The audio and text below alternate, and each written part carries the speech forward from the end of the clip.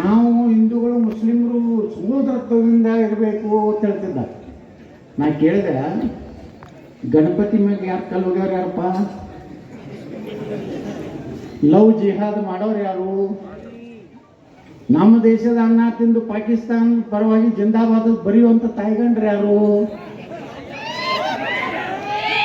ಅದನ್ನ ಮ್ಯಾಕ್ ಹಚ್ಚಬಾರ್ದು ಅಂತ ಹೇಳ್ತಾರೆ. ನೋಡ್ರಿ, ದೇಶನಾಗ ಹೆಂಗಾಗಿಬಿಟ್ಟಿದೆ ಅಂದ್ರೆ ನಾವು ಎಷ್ಟು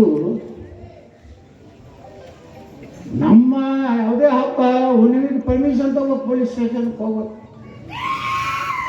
ಅಲ್ಲಿ ಹೋದಾಗ 108 ಕಂಡೀಷನ್ ಆಗಿ ಕೊಡ್ತಾರೆ. ಯಾವ್ದಾರ ರಂಜಾನ್ದಾಗ ಏನು ಕಂಡೀಷನ್ ಆಗಿ ಕೊಡ್ತಾರೆ ಇವರು?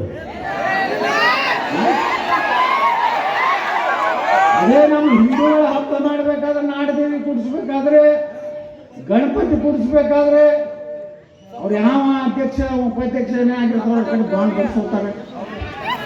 ಕರೆಂಟ್ ತಗೋಬೇಕಾದ್ರೆ ಬಿಲ್ ಅದನ್ನ ಇದು ತುಂಬಬೇಕು.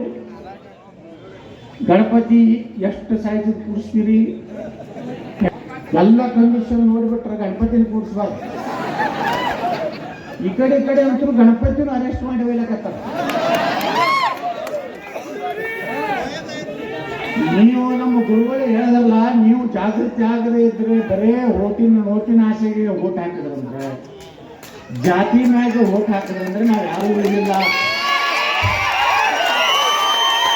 ನಾವೆಲ್ಲ ಅನಿವಾರ್ಯತೆ ಬಂದಿದ್ವಿ. ಇವತ್ತು ನೋಡ್ರಿ, ಇವತ್ತು ಬಂಧುಗಳೇ, ಇವತ್ತು ಶಿವಾಜಿ ಮಹಾರಾಜರು ಯಾಕೆ ನೆನೆಸ್ತೀವಿ ನಾವು? ಛತ್ರಪತಿ ಶಿವಾಜಿ ಮಹಾರಾಜರಿಗೆ ಎಷ್ಟು